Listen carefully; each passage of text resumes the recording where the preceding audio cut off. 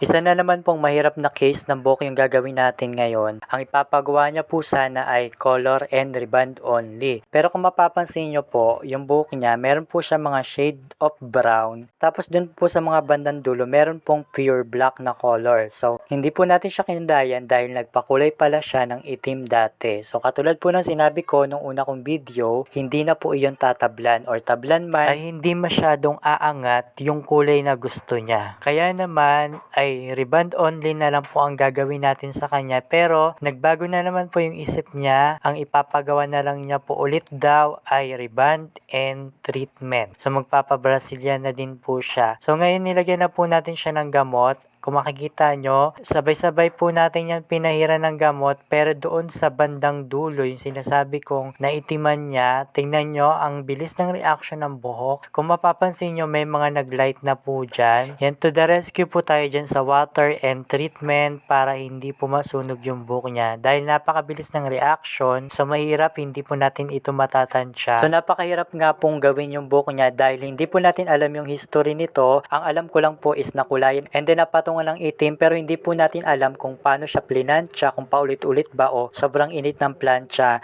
dahil nga napakabilis po ng reaction ng gamot at hindi po natin malalaman kung ano yung mga iiwasan dyan, kaya todo bantay po tayo kasi naitiman nga po siya. So ito, paplansyahin na po natin siya at bago po natin siya plinansya, binabaran po na natin ng treatment yung mga portion na nag-react and then ito na po yung kinalabasan ng buhok niya. Kung mapapansin nyo, maganda po yung naging resulta. So nadaan po naman natin sa pagtsatsaga.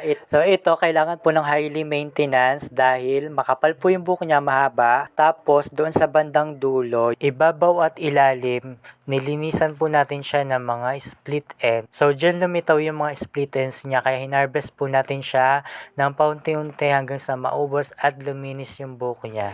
Kailangan po ito ng maraming conditioner every time na maliligo siya. Dapat hindi po siya mag-i-skip at hindi po magtitipid sa conditioner. So i-compare po natin yung buhok niya before at yung kinalabasan ng buhok niya ngayon.